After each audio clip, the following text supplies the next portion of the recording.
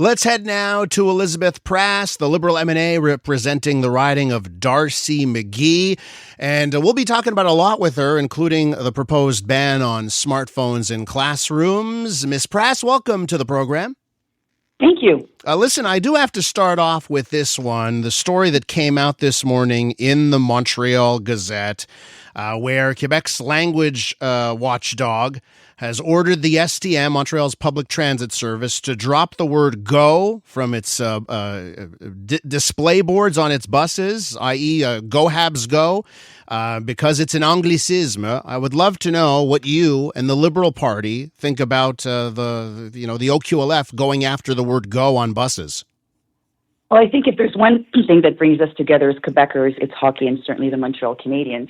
And it's just part of the vernacular. I mean, when you go to a hockey game, in Montreal, we have our different expressions, our different sayings, and Go Habs Go, I think, is a pretty innocent way of supporting our team. So I think that there's better things to concentrate on in Quebec. Why do you think that in the offices of the OQLF, the reaction to a complaint like this, because this did come from a complaint. Someone complained about the word go being displayed on these STM buses.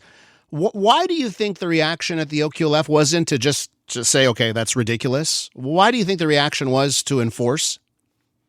Well, look, I understand that they have an obligation when an anonymous complaint is made that they have to follow up on it. But as I said, I think there's a lot of other issues that they could be focusing on. And I don't think that it should be the kind of thing that's on the top of their list when, once again, it's, a harmless expression that we use to support our hockey team and that we do across the board, whether we're Anglophone or Francophone. It's just the reality.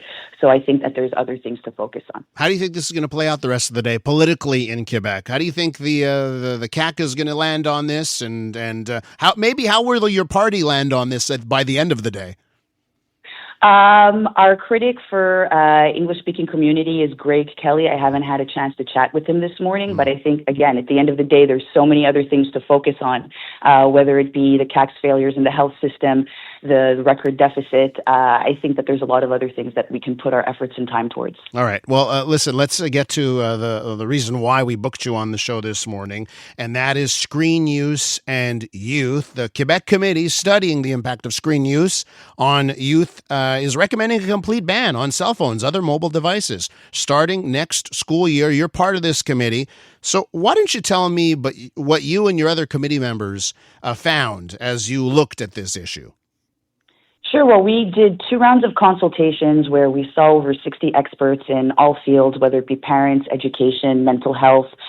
We visited schools across the province, Anglophone schools, Francophone schools, private schools, public schools.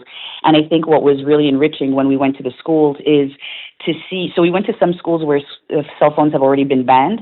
And, kids during recess and lunch interact, they talk to each other, they take part in different activities. Whereas in schools where cell phones were still allowed, during lunch and recess, kids were telling us that they were on their phones. They weren't spending time together. They weren't interacting. They were isolating, each catching up on their social media and whatnot. So we really saw that difference. And we thought that the students, in speaking to the students, we really got a sense that they're ready for this too. They're already banned cell phones in classrooms, and this is just an extension of that. And it's really a question of having healthy kids who have healthy social lives and are able to interact with their classmates. Something I sense is that there seems to be a lot of agreement on this topic. You and your other committee members, just how much back and forth was there? Because it certainly seems like whatever you saw in schools made a very convincing case. Absolutely, and it's, hearing it from the babe's mouth themselves when high school students are saying, we know that we have a problem with social media, we know we have a problem with too much time on our phones. There's a conscientiousness there amongst students themselves. So when we are making decisions that are going to affect them and we hear their feedback, and their feedback is we want more structure in our use of cell phones when we're at school, was encouraging. And I think that gave us the impetus to go forwards with measures like this one. We're with Elisabeth Prass, Liberal MNA, represents the riding of Darcy-McGee, the official opposition critic on mental health. So let me ask you about implementation. Some would argue easier said than done, but how do you think this will be implemented come next year? Well, as I said, cell phones in classes have already been banned for almost a year, and this is just an extension of that. The reason that we came out with this preliminary measure now is to give schools the opportunity to organize and for the beginning of the school year 2025, because we do have a more extensive report that's going to be coming out next month. But we wanted to give schools the time to prepare and time to organize. But as I said, cell phones already being banned in class.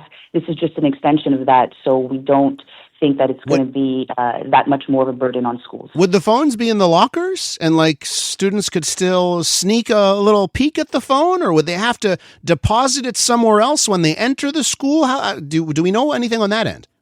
Yeah, no, that's going to be up to each individual school to figure out. There are some schools, as you mentioned, that when students arrive in the morning, they take the phones from them and they keep them throughout the day. Some schools leave them in the locker. So we're leaving the modalities to the schools, but with the understanding that the students should not be using them during the school day. On mental health, just how important do you think it is that we make this move? I think it's monumental. We're living through a generation for whom devices is omnipresent in their lives, and there are still a lot of studies that are left to be done because it is such a new phenomena. But we already see it. We see it isolation. We see it in self-esteem issues. We see it. We heard a lot of kids when we visited schools saying they get up in the middle of the night to go on their phones.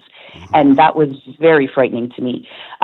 So I think that there are a lot of effects that parents also may not be aware of, and there's a lot of work that has to be done to better educate parents as well in terms of the effects on their kids. Last thing, was there any debate over going even further? Could you have gone any further here?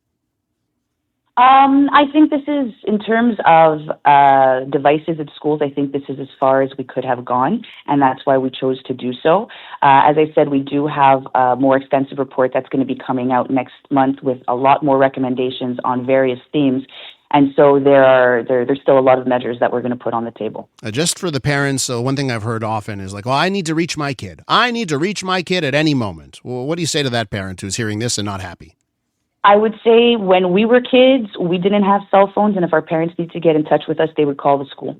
And so that reality still exists, and you will be able to reach your child in the morning before they start their school day, and in the afternoon once the bell rings, and in between, you can contact the school directly. So it's not an end-all. Ms. Prass, you have a great day. Thanks so much for coming on. Thank you. You too. Elisabeth Prass, the Liberal MNA representing the riding of Darcy-McGee, was on that Quebec committee studying the impact of screen use on youth.